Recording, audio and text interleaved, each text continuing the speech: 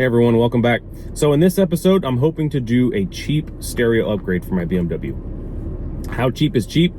About as cheap as I can get. So I tried to do everything on Amazon, it's just easier that way for me. Could have went to Temu. I did do some research on Temu. Couldn't find a whole lot of stuff there that was reliable and verified, most importantly. So I got most of the things off Amazon. I'll throw in the video here of me going through the parts list. All right, and so far what I found is a 5-channel amp made by Stinger. If you go to Williston Audio Labs, he actually tests a lot of these Stinger products, and he said they're usually over their rated. It's a 5-channel, so you're powering all 4 channels. The fronts are components, so they're 5 1/4 with a tweeter. So that's going to be this system here. And then there will be 6 1/2s in the back, replacing the 5 1/2s, and then they're going to be a component system as well, but the tweeters are going to go in the door for the back seat.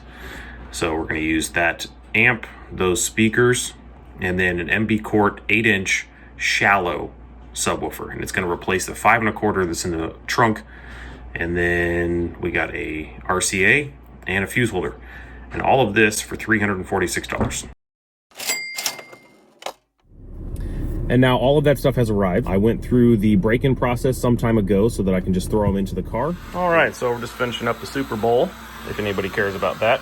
And for the speakers, I decided to start the burn-in process. So these are the 5 1/4s, these are the 6 1/2s, and the sub, and they're all playing through the crossovers with the tweeters and everything on this speaker burn-in. We're gonna let it run for, it says up to 10 hours.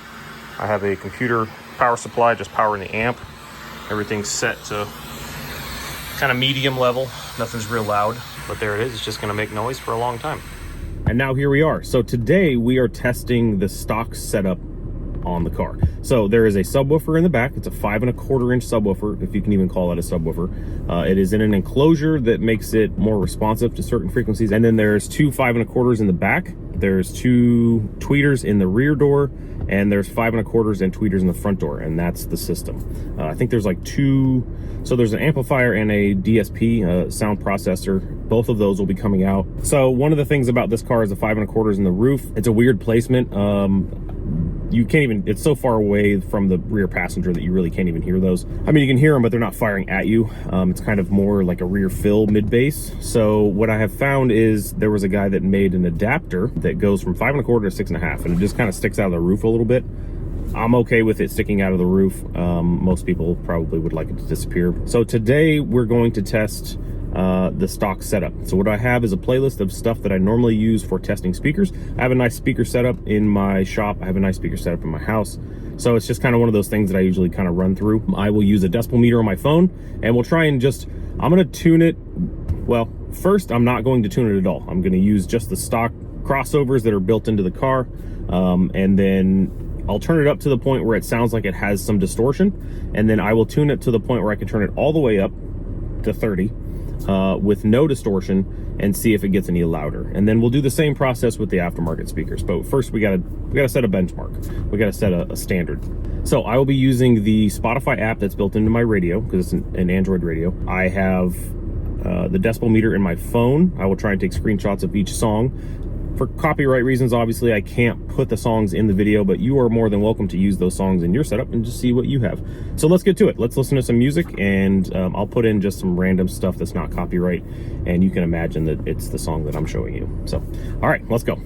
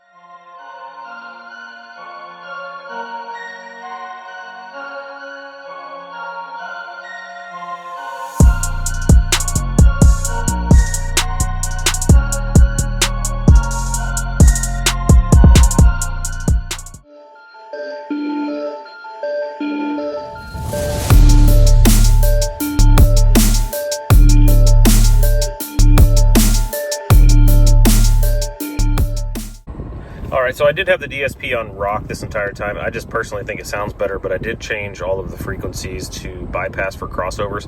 The center and subwoofer don't actually do anything. They're different outputs that aren't being used by the stock amplifiers, but these two are set to bypass. So I'm going to set it to what I normally set it to, where I can turn it all the way up in every song and not hear any bass distortion, which is pretty hard to do because these speakers are pretty basic.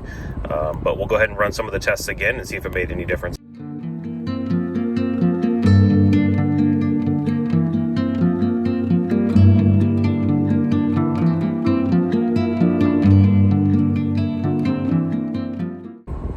Okay, so one of the things that I just realized I hadn't tested before, I had set all the crossovers, and then kind of one of the livability factors of an amplifier is if you want really quiet volume, you can't crank the gain all the way up, right? Because if you go to like volume 1 of 30, it's too loud for like normal conversations. So I usually have these pulled down because it is a family car. But once I set all of the crossovers, I then turned up the gain on all of these, and it sounded decent, right? I mean, you could tell everything was overplayed. It sounded like a lot of distortion, in my opinion, but it did get louder. So as you see in the screenshot here, it got up to 114 decibels, which, you know, if you're comparing sound quality to sound volume, there's always give and take. But I'd say for the stock speakers, it actually sounded pretty good. So I'm going to retest everything with all of this turned to where it is currently. And like I said, the filters are on. So you have a high and a low. And from there it actually sounds pretty good. So we've eliminated a lot of the lows, and we've clipped out some of the highs. Yeah, let's do another test. That actually was pretty impressive for stock speakers.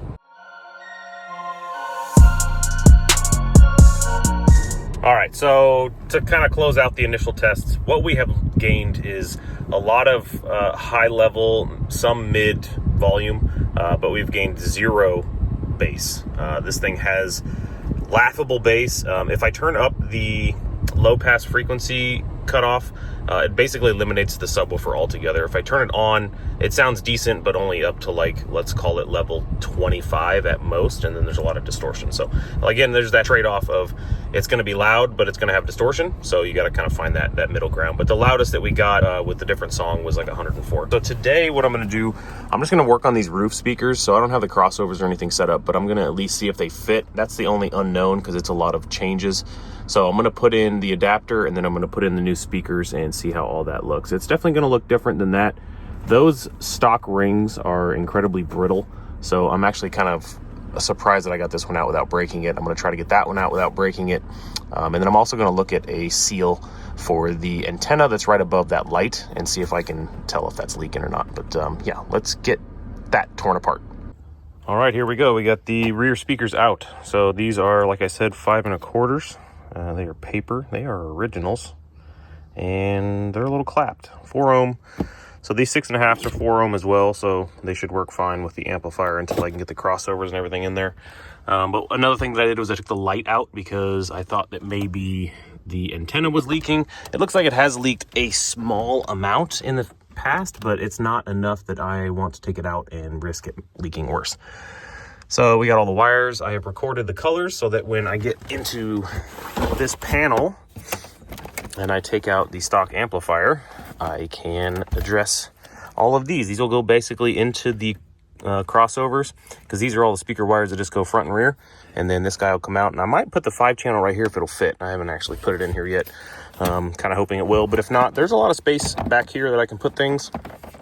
I will not be losing any of my creature comforts. So like the full-size spare tire underneath here I want to keep, but this whole area up here is basically available. These cars had an option for air suspension. Mine does not have that, so there's not a lot in there. I think the DSP's in there, but that'll be coming out too. So the adapter rings fit. We're going to put everything in there and then get these speakers in and just cross our fingers that it sounds good. All right, let's do it. Okay, so we made some progress. I had to take these trim rings off, which typically you don't need these. They're just glued to the outside of the speaker anyways. They don't hold the surround on. So the screws that they sent were too long. They bottomed out in the car. So I had to use some shorter screws. Well, they were a bigger shoulder than the ones that came with it. And if you can see, they have grabbed the surround a little bit. I tried to loosen them out a little bit so that they didn't grab it as much, but it still did. It doesn't make me happy. and potentially it will be a problem point down the road if the surround decides to delaminate. But for the most part, it's in there. If it does have issues, I have surround glue, so they stand off a little bit from the roof, but they don't look half bad. I'm actually pretty impressed with those. And then we'll put the grills on them here in a second. And there we are. So the options were white and black. I thought the white maybe would get a little bit closer. It's definitely not gray. So I think long term, if these end up working out, I'm a little concerned the speaker grills will just fall out. But if these work out, I'll just spray paint them gray.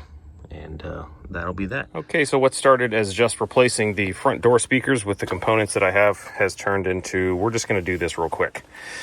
Real quick. I don't even know how long it's gonna take. I'm gonna guess it's gonna be longer than today. So the stock amplifier was there. The stock amplifier was this one here.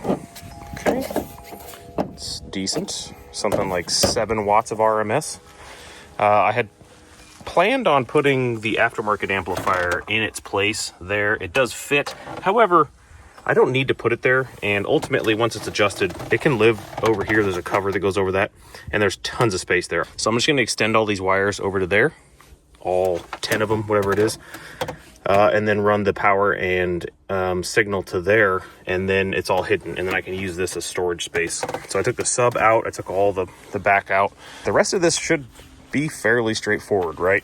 I'm gonna have to run dedicated power. There's already an amp turn on in this bundle. It basically was wired up like an aftermarket amp. There was power, ground, amplifier, turn on, and then the output. So then the front that I had originally torn apart, and the whole reason that I even went this far is because I started digging into the wiring in here. I thought all the crossovers were at this end. They're actually at the amplifier end. So what's coming out is subwoofer, mid, and high. So I think what I'm gonna do, because all the wiring here goes to the doors. So if I install the crossovers back here, then I could actually save all the wiring changes up front and trying to figure out where to mount these crossovers. Because while they're not huge, there's not a ton of space in these doors for extra things, right? Is there even any? No, because they're all taken up. I mean, this edge right here, maybe? And that would be right above the speaker. Yeah, so it would be like right there. So, I mean, that's a possibility, but I think what I'll do is I'll utilize this wiring that's already here, and then I'll just use it as intended, right? So this is the tweeter, and this is the bass or whatever, and then I'll just wire those straight to the speakers, and they'll have come out of this. Because then off the amplifier, we'll just go from there to these, which will all be stacked up in here somewhere, and then yeah, that would be pretty easy. Okay, let's see where this goes. This wasn't supposed to go this far. I did want to do some kind of an upgrade. I was just hoping I could do it like little by little, like I did with ceiling speakers, but I don't think that's going to be the case already. So here we are on location. I needed something to put all the crossovers on, so I used the bracket that used to hold the amplifier like I said I would. I put some tech screws in it because I didn't have anything that wasn't too long. And then we have all of these screwed on here. So this should be nice. I'll have a little extra here for some wire support if it needs it. There's going to be a lot of wires going in and out of here. But as of now, this is done. So now I'm going to work on mounting the amplifier to the back deck.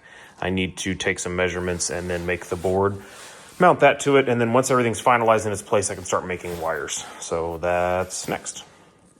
Okay, so we have made the cut. There's no going back. So what I have done here is just referenced all of the wiring diagrams and started labeling everything so I can just extend these probably like only like this much in some of these cases. And then I bought forked ends that go into here that are heat shrink. So it's going to be solder and heat shrink, and then heat shrink the end and then put them in. So it's going to be a bit of a process, but you know, do it once, do it right. And then once all that's done, we can work on the tweeter in the front door, and then we can start connecting things together and make some noise. All right, so we have everything wired in, at least speaker wise. This is not pretty. I'm gonna try and clean it all up. I just wanted to get everything connected. We have it all run over to the amp there. So we need a remote, power, signal and ground. I think what I'm going to do is I'm going to do power, ground, and remote temporary, put the signal to my phone or something, and just make sure everything works. I do obviously still have to do the speakers this entire time, which has been about an hour and a half. I've just been doing this. All right, we have moved on from the driver's door to the passenger door. Just wanted to show you what I have done. So I used some butyl sealant around the outside of where the speaker is supposed to sit. I put them in there without, and it definitely was not creating a good seal. So we luckily have that on hand, because if you have an E39, you always have it on hand. Comes in a nice roll. Just spread it on there and kind of get it on the outside as close as you can to the bolt holes there. That way it actually gets up to the edge of the speaker, because that's kind of where it sits. And clamp these connectors down a little bit so that they stay tight, and then just put it in like normal. All right, let's keep working. A few moments later. Holy crap. We ran that from front to rear. We replaced the front speakers. The only thing I haven't replaced is the rear door tweeters. They don't even have mids. The mids are here. I haven't done that because it takes a long time and it's not super important. I think it'll be fine for now, but the fronts have been completely replaced. The wires have been run. The RCAs are connected. They are connected here. We got power wire and a ground run to the fuse. Everything goes here, ground is there, power is there. I do have to do tuning and stuff, so I really can't cover this up yet. I did not put the hold downs in. That's not something I've done yet. And I don't even know if all this is gonna work, because there is plastic paneling like these that go there. So that's a maybe. Worst case scenario, I can just cut a recess in it to pass all the wiring through. For the most part, I'm happy with it. It's just taken all day, and I was gonna do other things today. So, but that's how it goes. Alrighty, welcome back. So here we are, new day. We're gonna go ahead and get this subwoofer put in. What I did was I found the center in the usable space. So from this edge to about, if you were to draw a line to here, it's about 10 inches here and 4.5 inches here. Took the center, then used my caliper, split the difference between the circumference. So it shows 7.1, so 3.585 I set up on the caliper, and just did one of these and just made a circle all the way around. So what we're gonna do is take this thing apart and then make sure that the stuff behind this area is usable, because I know there is some things in there, and then just see what we got. So let's get this torn apart. All right, and here we go. So the 5 1/4, obviously from the factory, is still there. It's in pretty good shape. Paper cone, that's interesting. I've never seen this cover before, but you know, it's still there. Looks like the usable space is okay. There is a box here, the ported box. I'm not really sure how that vents, because it vents out the top, but oh, it's open on the bottom. I just couldn't see it through the camera. So that whole thing will have to be cut flush, but that should be fine. It looks like there's plenty of space back here. If I need to, I can cut this porting. Oh, that's for the wiring. We'll have to see what we can do. I don't even know if I'm going to use this wiring. I may just run a little pass through somewhere. I'm not even sure if I'm gonna leave it ported. I know most people fill this area in with like RTV, but that doesn't seem very usable to me. Maybe I'll do it ported first, and if it's no good, then I'll cover that up somehow. We'll really just have to start cutting. That'll be the next step. So to walk you through this, as I showed originally when I bought it, it's an MB Quart. They're a decent company. They got pretty good reviews for most of their subs and stuff that I could do research on. It's the DS1 204. It's an 8-inch sub. It's supposed to handle 400 watts. I'm sure that's not RMS. That's probably peak, but you know, that's more than my amp puts out. So we'll see how she does. If it doesn't do well, they do sell a sub enclosure that replaces this one above the factory location, and I have heard mixed results on that, so I'm not sure if that's something that I would do, but hopefully this just gives us a little bit of base fill, and then we can just roll with this for a while. It was cheap. It was like 50 bucks, so that's a bonus, but another option would be to go to like a JL or something if this one just can't handle it. It's a very small enclosure. I did look it up. They said this is about 1.1 cubic foot of space, and I think this sub actually wants DS1 204 looks for half a cubic foot, which is not a whole lot. This may be too much. I think this was like 0.9, something like that. But I think it was close to what this actually offers. So let's just get it installed.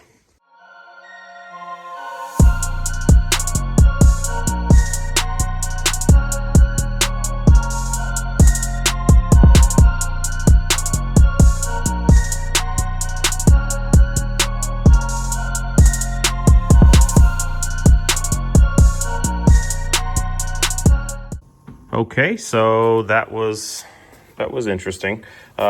One thing to note about the body saw here, this is what I use. Harbor Freight body saw might be like 20, 30 bucks nowadays. I bought it some years ago. It works great, cuts right through the plastic, no matter if it's twice thick or 3 times thick, because it was this piece, and this piece.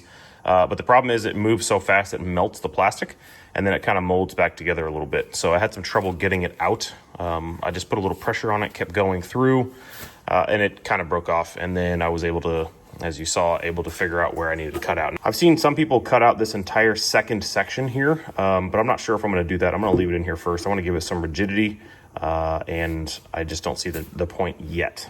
But it'll be easy to do if I need to. I'm not going to change this gasket, so this will come right apart. The one thing I am going to do is use butyl rubber on the back side of that. So on this surface here, it's a little imperfect. It's not flat, so we need something to seal against. And then I just need to figure out some screws and put this thing back together. The only other question is now, what am I going to do for wires? I am going to put, where did it go? I'm going to put this guy back in, but as you can see, it's got some capacitors on it. So it's probably got a crossover of some feature. So that's not great. Maybe what I'll do, I don't know. I haven't figured out what I'm going to do yet. I'm going to put this all back together and go from there. Okay, so a little bit of an update. So we got everything in. It looks good.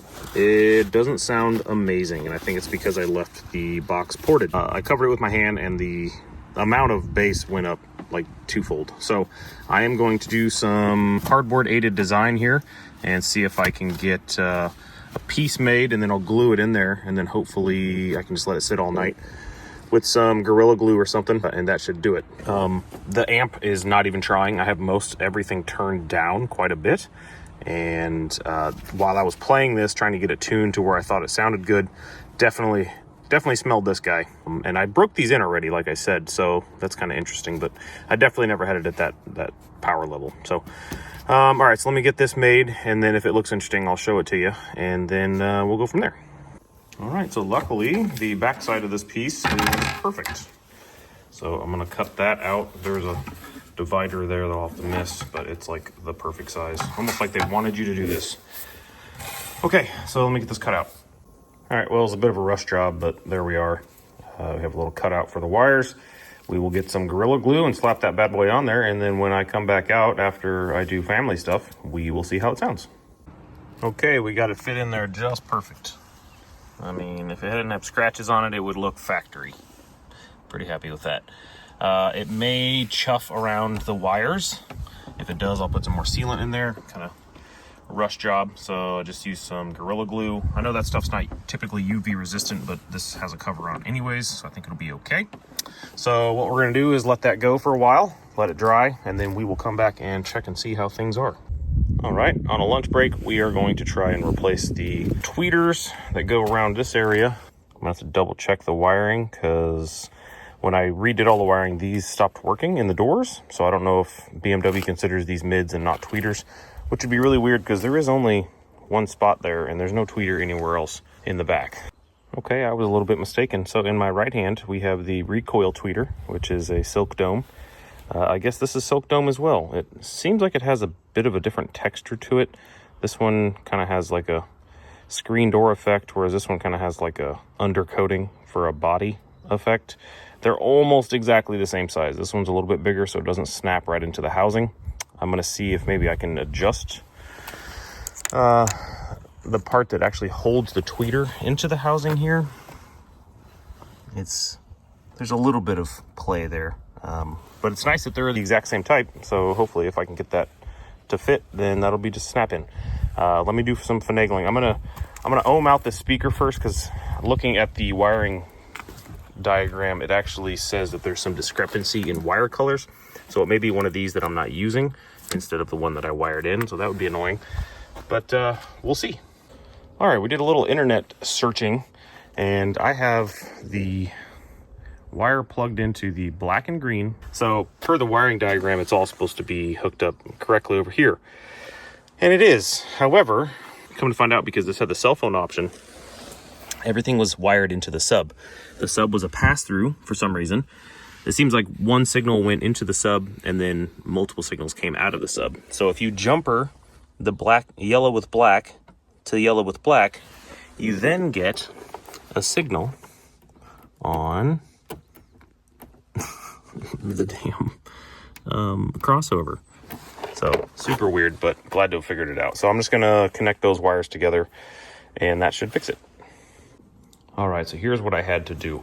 So on the stock mounting, there was a ledge that came up all the way around, if you recall. So I took my Dremel and I just ground all of that flat, and then I left these 4 tabs.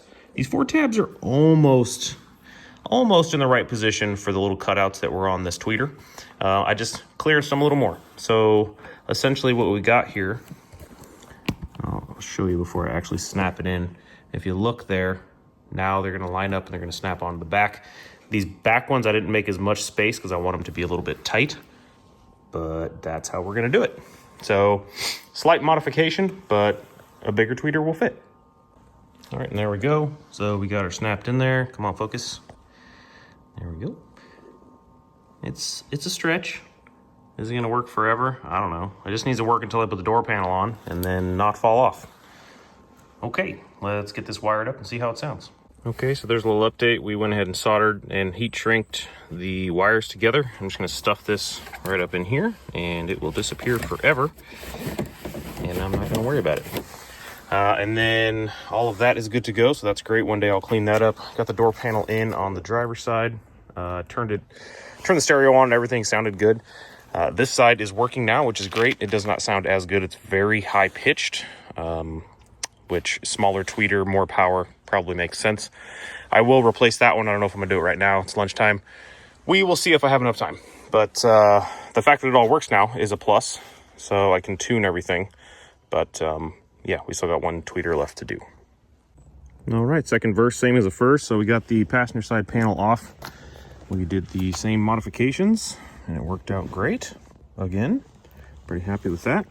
And we got everything all soldered in, so we're just gonna put this door panel back in. Probably the next thing I will show you is the updated wiring back here. So I got my bundle of zip ties here. We're gonna try and clean it up a little bit. And we're gonna hope that all this stuff kind of fits underneath the panels. If it doesn't, we will adjust as necessary, but I'm thinking it'll be fine. Those channels are looking deep enough that you could fit something flat on top there. All right, so this is cleaned up. I could probably vacuum the inside of that, but otherwise all the wiring is safe. So in this spot here with the cover, I did have to notch it a little bit. Could have done better, but I used a pair of side cutters and it's gonna work fine. So there we are. I still haven't attached this board down. If I end up finding some rattles, then I will, but this actually has some padding on it and I think it's gonna push down on the amplifier. And then we'll monitor the heat. I did drive it today and yesterday and didn't have any weird heat, and I was playing it pretty loud. I think this is a pretty efficient amplifier. Plus the speakers aren't really pushing it too hard. Really any of them, even this one. All of this just got zip tied up and cleaned up. And I think we are ready to test. And then once everything goes okay, we will put the trunk back together and we'll be done. All right, let's get to the music.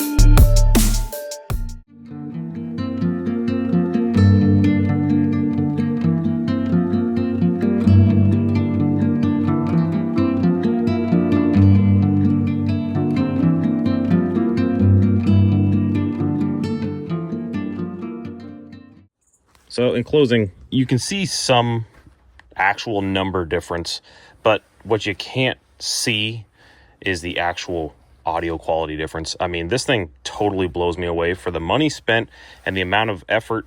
Granted, the effort was kind of high, but I didn't have to rewire the whole car. I just utilized the wiring that was in the rear. It actually went pretty easy.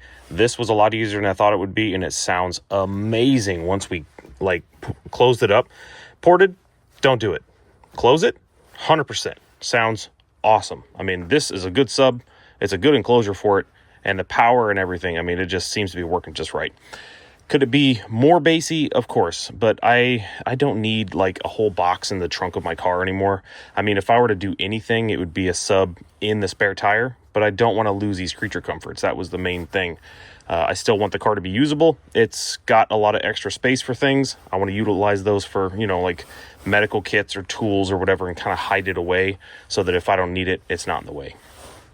The fact that this worked out perfectly to put the amp in is awesome. I would wholeheartedly recommend this for $350. This thing gets loud. My ears are hurting right now. I should have wore headphones. And, you know, that's not for everybody, but the sound quality is also there. If you don't want it that loud, you can still turn it down. But having that overhead, if there's ever a quiet song and you want to pump it up, I'm extremely happy. I appreciate everybody watching. I know that these are not the most interesting, but if you have one of these cars or even a non-touring version, I think this would be a very worthwhile upgrade. And especially, like I said, for the price, $350 is, I mean, some amps are more than that, right? And without speakers and everything else, I don't think you can go wrong here. Recoil, Stinger, and MB Quart, making solid products, for sure. All right, thanks for watching. Thanks for subscribing. We'll see you next time.